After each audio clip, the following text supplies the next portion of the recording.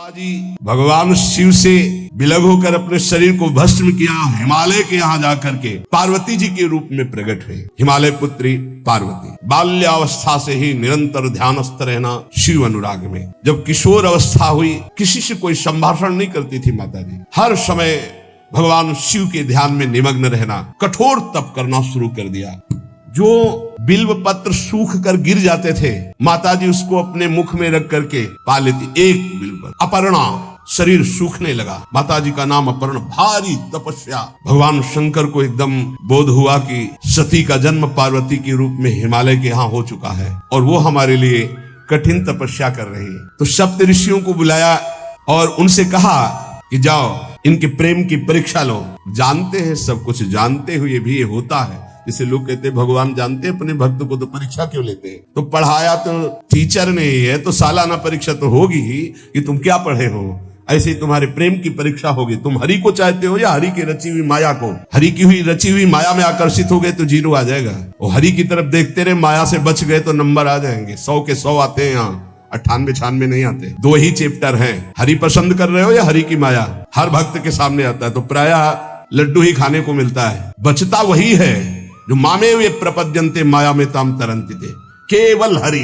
हे सप्तऋषियों, जाओ, हमारी आज्ञा है, पार्वती की प्रेम की परीक्षा लो। यदि पास हो जाए तो उनको तपस्या से निवृत्त करो। बोलो महादेव जी प्राप्त हो जाएंगे। जाओ भवन को चली जाओ, तपस्या की आवश्यकता नहीं। ऋषियों ने जाकर के पार्वती जी को देखा, मानो मूर्तिमान तपस्या विराजमान, अस्थिमात्र हो रहे शरीर, सूखे पत्ते बिल्व के। मुनि बोले, हिमांचल नंदिनी, इतना कठोर क्या प्राप्त करना चाहती हो? किसकी आराधना कर रहे हो? तुम्हारा लक्ष्य क्या है? यदि हम सुनने के अधिकारी हों तो आप कृपा करके बता सकती हैं। पार्वती जी ने कहा, मन बड़ा सकुचाता है आपसे बताने में। आप लोग कहीं मेरी हंसी ना उड़ा दें जो मेरा लक्ष्य है। मैंने भी बहुत सिखाने की कोशिश की, लेकिन मेरा मन नहीं मान रहा, हठ पकड़ लिया है। क्योंकि मेरे गुरुदेव ने मुझे जो आकर के बचपन में बता दिया, मैं वही हृदय से स्वीकार कर ली। मुनियों, वैसे आप भी हंस दोगे। ऐसा लगता है जैसे हम भारी प्रबल धारा में बालू का बांध बनाना चाहती हैं। कहाँ भगवान शिव और कहा मैं? मेरे गुरुदेव नारद ने बचपन में आकर के कहा, तुम्हारे पति देवाधिदेव महादेव होंगे।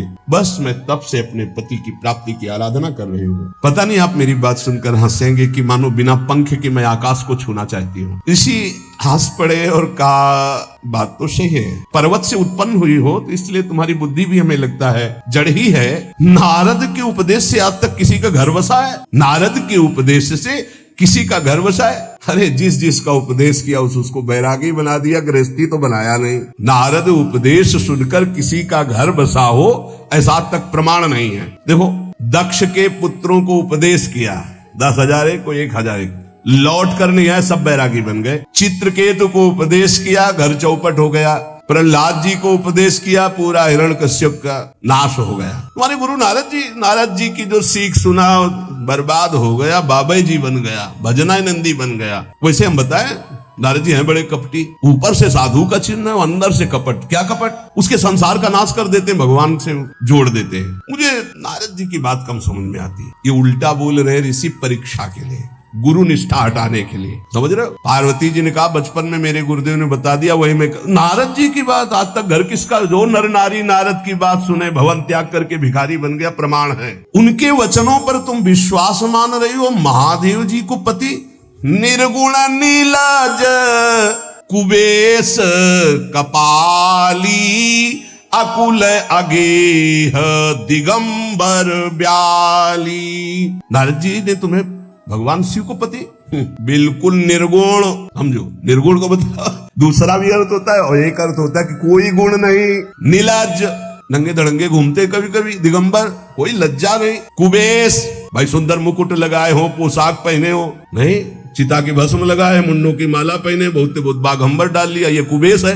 कपाली, मनुष्य के मुंडों की माला। अकुल, आज तक कोई पता नहीं लगा कि किस कुल के हैं महादेव जी, क्योंकि सब कुलों के मूल है, मूल का मूल वही है, उनके मूल कोई है नहीं।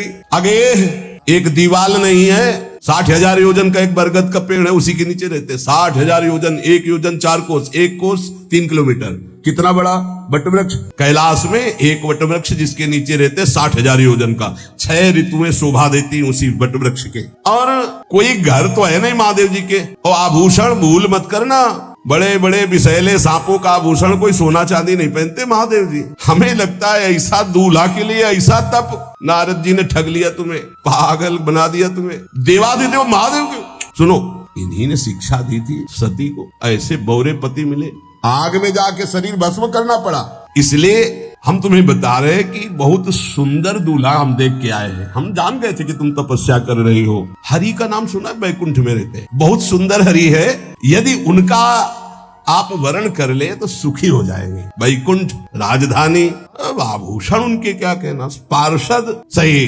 ऐसे शिव जो चिता की राख लगाते हैं, सांपों की माला पहनते, मुंडों की माला, सांप का जनेऊ, बाघंबर, हमें तो पसंद नहीं आए। और हमारी बात मान लो, ऐसे के पास स्त्रियां टिक नहीं सकती जिनके घर नहीं, आभूषण नहीं, धन नहीं, कोई भोग सामग्री नहीं, उदासीन, उनको किसी से मतलब नहीं। तो सुनो, हमारा विचार स्वीकार कर लो। बहुत सुंदर त्रिभुवनपति, बड़े सुशील गुणवान, जिनका यश वेद गाते गाते अघाते नहीं है, कोई दोष नहीं, सद्गुणों के समुद्र, लक्ष्मीपति, वैकुंठाधिपति। तुम्हें कुछ नहीं करना, हाँ बोलो, वो आएंगे, गरुड़ पे बैठाल के ले जाएंगे, तपस्या करने की जरूरत नहीं। पार्वती जी बहुत हंसी, सुनति बिहसी कहा वचन भगवान। अच्छा अच्छा अच्छा, आपने ठीक कहा कि पर्वत से हमारा प्रादुर्भाव हुआ है, इसलिए आपको ये भी पता होगा कि पर्वत बहुत हठीला होता है, जहाँ डटा है वहीं डटा रह सकता है। सुनो, पर्वत से सोना भी उत्पन्न होता है, जो आग में जलाने पर भी अपना तेज बढ़ाता है, घटाता नहीं। तुम मेरे गुरुदेव के प्रति ऐसा बोले कि वो जिसको उपदेश करते हुए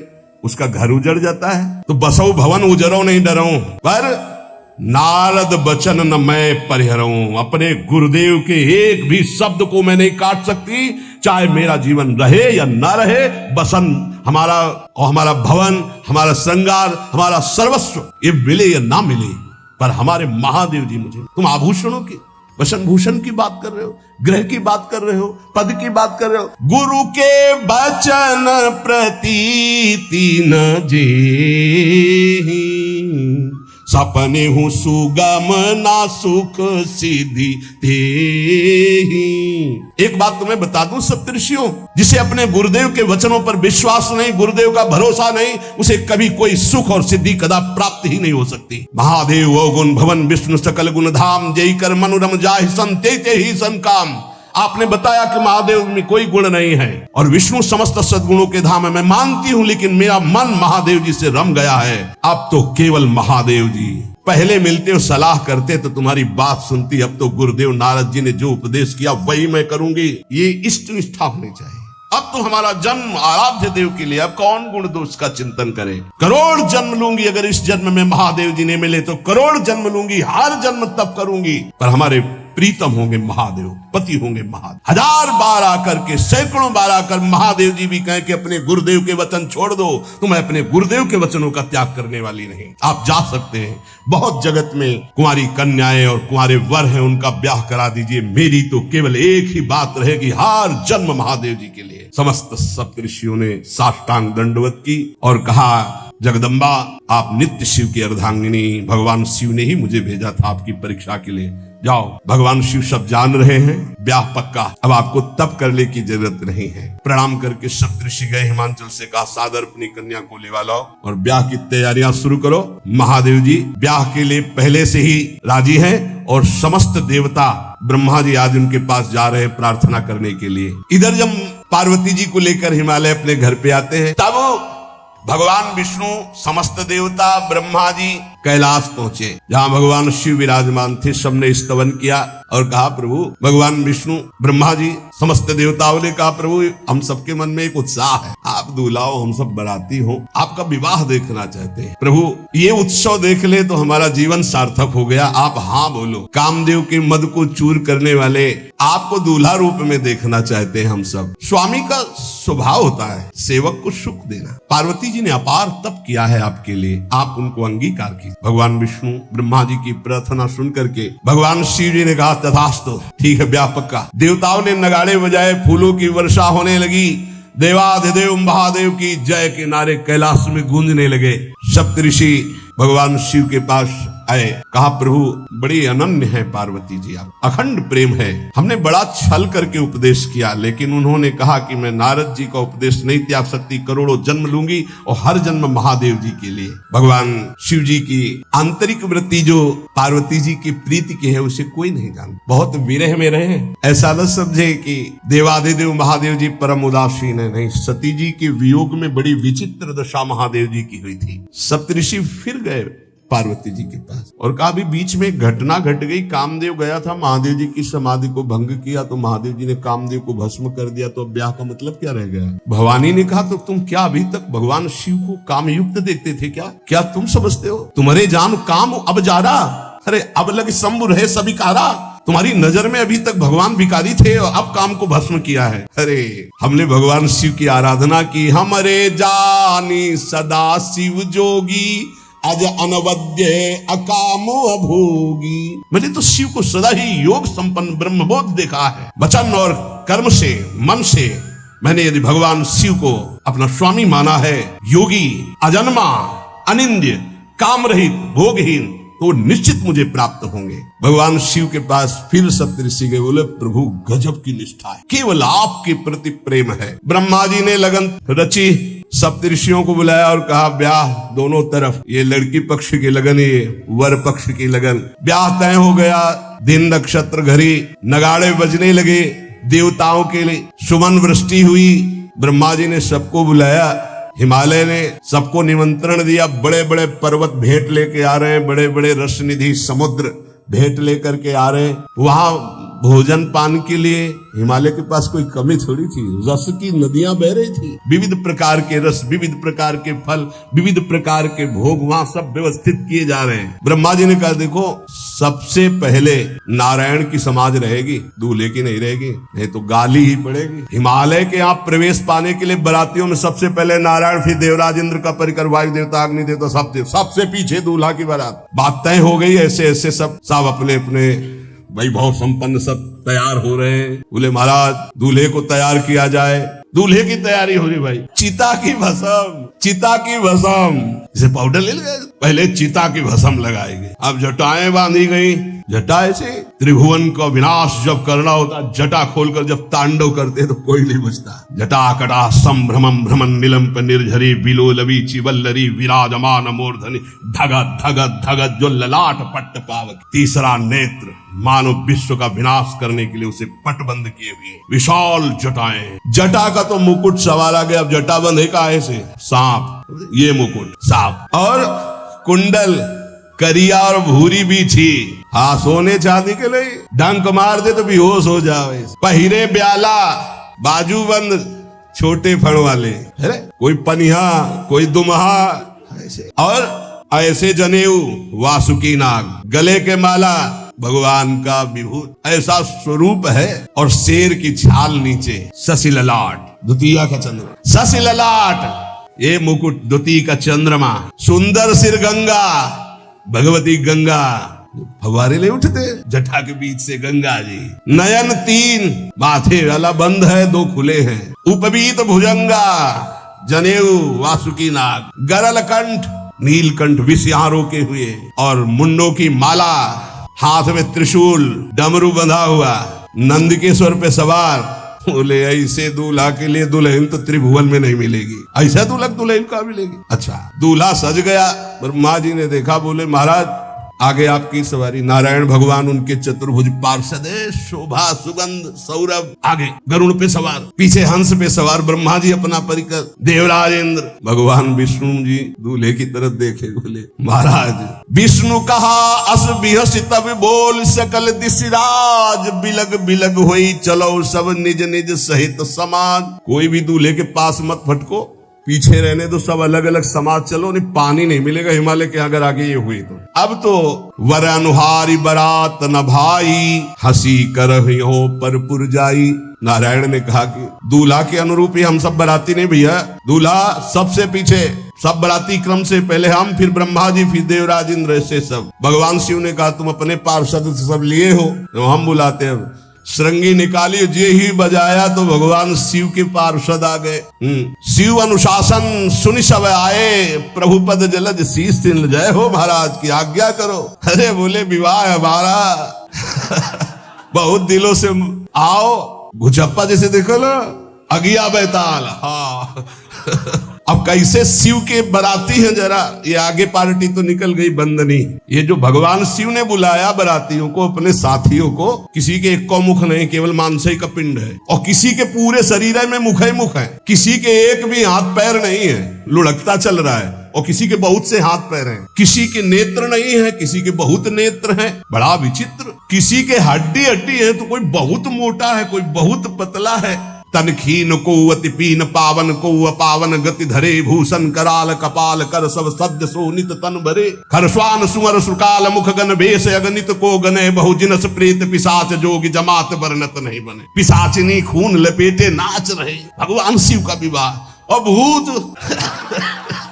और किसी के सुअर के मुंह, किसी के कुत्ता के मुंह, किसी के गधा के मुंह, बड़ा विचित्र भेष भगवान के शिव के पास। नाचहि गावे गीत, कौन अप्सरा गंधर्व नहीं, परम तरंगी भूत हो, ऐसे बच रहा है। ये गान हो रहा है, हड्डी हड्डी है भूत की, भगवान शिव के सामने नाच रहा है, गा रहा। कैसा शोभा होगी, खून लपेटे पिशाचिनी, अगिया बैताल, रोड लाइट, अगिया बैताल, भगवान शिव की बारात। भूत प्रेत बड़े मौजियल, स्वामी का विवाह हो रहा है, खूब छिलक कर नाच रहे, देख ले तो मूर्छा आ जाए। अब बनी है बारात, तो जस दूल्हा तस बनी बराता।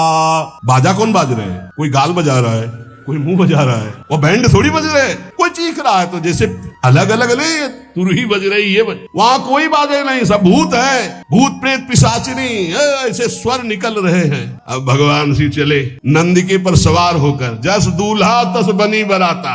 हिमालय बड़े उत्सव में है, देवाधिदेव महादेव जी की महिमा हिमालय की पत्नी से नारद जी ने सब सुना रखी है। अब तो जितने भी सुंदर सुंदर सब पदार्थ, सब व्यवस्थाएं, सब किए हाथ जोड़े खड़े हैं। जगदम्बा जहां विराजमान है, वहां सिद्धियों की कौन सी कमी है। ये हुआ कि जय हो बारात पधार रही है, सामवेद का गान करते हुए गरुड़ पर विराजमान भगवान, सब हिमालय वासी ओहो धन्य है धन्य, यही दूल्हा है, बाराती है। दूल्हा तो भी बहुत सुंदर हो गए, सब देख के लुभायमान हो गए, नारायण परिकर सब। पीछे देखा हंस पर सवार भगवान ब्रह्मा जी, चतुर्मुख वेद सब, दूल्हा पीछे। गांव के नगर के लोग है ना, ये दूल्हा नहीं, सयाने लोग कहते हैं दूल्हा, दूल्हा तो ये तो ब्रह्मा जी है, देवराज इंद्र, ये दूल्हा नहीं नहीं नहीं, ये दूल्हा नहीं, ये दूल्हे की बाराती है। वो गजब, इतने सुंदर दूल्हे के बाराती, तो दूल्हा तो फिर बहुत हृदय में आनंद है, उत्साह है, नगर की बालक बालिकाओं नौवधुओं को ऐसे देख रहे, दूल्हा कौन है ऊपर से। जब सब निकल गए तो बहुत हृदय में आनंद था कि अब दूल्हा के दर्शन होंगे। जो ही दूल्हा की पार्टी आई, शिव समाज जब देखन लागे, भीतरी चले बाहन सब, जितने अगवाली कर ले आए थे, धोती संभाल के जान बचा के भागे। जो बड़े बूढ़े थे, जो महिमा सुने थे, वो धरी धीरज ताहां रहे सयाने, बड़ी हिम्मत करके रुके कि शिव है। लेकिन जो नौजवान बालिका, बालिकाएं, बूढ़ी, नौबहुएं, ये को वहां मंगलाचार में नहीं टिकी, सब अगवानी पे भाग पड़ी। धीरज धर करके बालक घर में पहुंचते, जवान पहुंचते, बहुएं, क्या क्या बात है, तुम लोग भयभीत क्यों हो गए, कोई घटना घटी क्या ब्याह में, बारात है। यमराज की पूरी सेना आ गई। भैया दूल्हा देखा, देखा कैसा, बरु बौराह, बरु बौराह, बावरा है, क्यों बैल पे सवार है, सांप की माला पहले, भस्म चिता की लगाए, मुंडों की माला, अरे पूछो मत, ऐसा दूल्हा। दूल्हे के शरीर तन छार ब्याल कपाल भूषण नगन जटिल भयंकरा, संगभूत प्रेत पिशाच जोगिल विकट मुख रजनी चरा। जी के लौट के बता रहे, भाग्य मनाओ, जो जियत रहा है बारात देखत, पुण्य बढ़ते ही कर सही। जिंदा लौट आए, बड़े पुण्य समझो, जो बारात देख ले जिंदा रह जाए, बड़े भाग्य तिनके। देखी सोमा विवाह घर घर बात सब लड़कन, सबने कहा कि अगर दूल्हा को बाराती को देख के जिंदा रह जाए तो विवाह देख पावेगा, मतलब जिंदा नहीं रहेगा। जो बड़े बुजुर्ग थे वो समझा रहे, देखो भगवान शिव हैं, ये उनकी समाज है, सबको वास दिलाया गया। अब आरती करने के लिए, सुमंगल गाने के लिए नवीन नवीन स्त्रियां पार्वती जी की माता के साथ आ रही। मैना सोने की थाल है, बड़ा आनंद है दूल्हा का, प्रथम दर्शन और आरती लेके जे भी देखा दूल्हा को, यही दूल्हा है। हाँ, भारी रोष पैदा हुआ कि नारद जी ने बर्बाद कर दिया हमारा घर, हमारी बिटिया सूखे पत्ते खा के इसके लिए भजन करती रही। मैना जी ने पीछे मुड़ के देखा, एक भी नहीं स्त्री थी, अकेले थाली लिए खड़ी थी। लौट के आई, उन्होंने कहा कि सब भाग क्यों पड़ी? बोले प्राण बचाए, ऐसे ऐसे करिया फुसकार रहे थे। कोई थाली पटक दी, आरती की गई, पार्वती जी को गोद में बैठाला और रोने लगी। बिटिया ऐसे के लिए भजन किए हो, ऐसे के लिए तपस्या किए हो? आंसू भर के कहा कि विधाता की बुद्धि मारी गई, जिसने तुम्हारी जैसी सुंदर कन्या, वो ऐसा बाबरा दूल्हा, ये संयोग रचा है, बुद्धि खराब हो गई ब्रह्मा की। कसकीन बरु बौराह विदिजई तुम्हें सुंदरता, त्रिपुर सुंदरी भगवती पार्वती। अरे जो फल लगना चाहिए कल्प तरु में, वो बमूर में लग रहा है। ये आज वही दिल उत्सव, ब्याह का उत्सव भगवान सिंह। अच्छा तो मेरा निर्णय सुन लिया जाए मैना जी का, अगर मेरी बात नहीं मानी गई तो हिमालय के शिखर से अपनी बेटी को लेके गिर के आत्महत्या कर लूंगी, ब्याह नहीं होने दूं। फाइनल तुम सहित गिरते गिरो पावक जरो, आग में जल जाऊंगी अपनी बेटी को लेके, समुद्र में डूब जाऊंगी, लेकिन ऐसे बोरे बोरा जो ये बर है इसके साथ ब्याह नहीं होने दूंगी पक्का। सब रोने लगी मैना जी का आदेश सुनकर। मैना जी कहती, हाय मैंने नारद जी का क्या बिगाड़ा था? नारद कर में काह बिगाड़ा, भवन मोर जिन बसत उजारा। कितना बढ़िया सब चल रहा था। बेटी को उपदेश किया कि वर तुम्हारे शिव देवाधिदेव महादेव बर्बाद कर दिया सब। ऐसा दूल्हा, सच्ची मैं ठगी गई नारद जी के द्वारा, पर अब अपना घर बर्बाद नहीं होने दूं। क्या जाने नारद जी बेटी का प्रेम क्या होता है। बांझ कभी प्रसव की पीड़ा जानती है? क्या जाने बाबा जी है हमारी बेटी हो ऐसा दूल्हा। जब देखा कि माँ बहुत गुरुदेव को उल्टा सीधा बोल रही है, तो उन्होंने कहा माता विचार, जननी ही बिकल बिलो की भवानी, बोली जुत विवेक मृदुबान। माँ विचार, तुम क्यों ऐसा आलाप कर रही हो? अगर मेरे भाग्य में ऐसा पति लिखा है तो तुम टाल नहीं सकती। कर्म लिखा जो बाउर नाहू, तो कत दोष लगाई काहू। तुम सन मिटे की विधि के अंका, व्यर्थ लेहु जनि मातु कलंका। माँ मेरे भाग्य में ऐसा ही लिखा है, आप व्यर्थ में क्यों रो रही? जब पार्वती जी की ऐसी करुण बात सुनी तो सब स्त्रियां रोने लगी, विधाता को दोष लगा रही। नारद जी के पास हिमालय गए, बोले हम तो संभाल लेंगे, घर में सब गड़बड़ हो गए। अरे इनको समझाते कि ठीक से आते, कैसे आए हैं ये, जैसे विनाश कर ले आए हो। अरे ब्याह कर ले आए, घर में सब बिगड़ गया, मैना बिखर गई, ब्याह बंद, अब नहीं होगा, संभालो जाके। नारद जी गए और जाकर के मैना को कहा, देखो ये इनका बाहरी रूप है, ये जो आपके यहाँ पार्वती के रूप में जन्मी, ये नित्य इनकी अर्धांगिनी सती है, जो यज्ञ भवन में शरीर छोड़ करके आपके यहाँ जन्मी, ये इनकी नित्य संगिनी है, आप ऐसा शोक मत कीजिए। नारद जी विविध प्रकार से माता को समझाया। इनके द्वारा एक भ्रम हो गया था, तो इनको शरीर त्यागना आवश्यक हो गया। जब भगवान श्री राम सिया जी के लिए हे खग हे मृग हे मधुकर श्रेणी तुम देखी सीता मृग नैनी ऐसा पुकार रहे, तो भगवान शिव ने प्रणाम किया और सती जी के मन में संशय हुआ। सती जी ने सीता वेश धारण किया। जब भगवान शिव ने जाना तो उसी समय त्याग कर दिया था कि अर्धांगिनी रूप में अब कभी स्वीकार नहीं करो, क्योंकि पूज्य माता का रूप आपने धारण किया। तो ये मूल बात ये थी, इसीलिए योगाग्नि में जाकर शरीर को भस्म कर दिया और आपके यहाँ पार्वती जी के रूप में जन्मी है। जब नारद जी ने बताया कि आप बिल्कुल धैर्य रखिए, भगवान शिव का वैभव आपने देखा नहीं, ये इनका बाहरी रूप है, समझाया मैना को तसल्ली की। बोले अभी दूल्हा रूप आपको दिखाते हैं, आप चुप रहिए। तब मैना के हृदय में कुछ शांति हुई। जितने गांव के नगर के सब लोग थे, सबको सूचना पहुंची, डरो मत, भगवान शिव है, ये लीला कर रहे हैं। अभी नारद जी गए और बोले विवाह करना है कि नहीं करना? शंकर जी से कहा, बोले आए इसीलिए, बोले ये सब बंद करो आप, ये रूप से विवाह होता है? वह हमारी सारी जो बिचौलिया में पिट रहे हैं, उधर जाओ तो उधर, ये रूप हटाओ।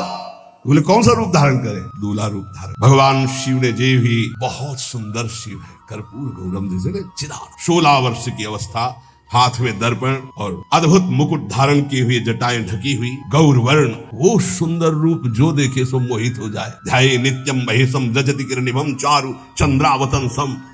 कैसा सौंदर्य रूप महादेव जी का। चलो अब जो देवनार के लिए सब शुभ नववधुएं सब मैना जी को बुलाया, देखो दूल्हा आ रहे हैं, एक एक कदम ऐसे चल रहे, संभाल संभाल के जैसे चलना सीख रहे हो।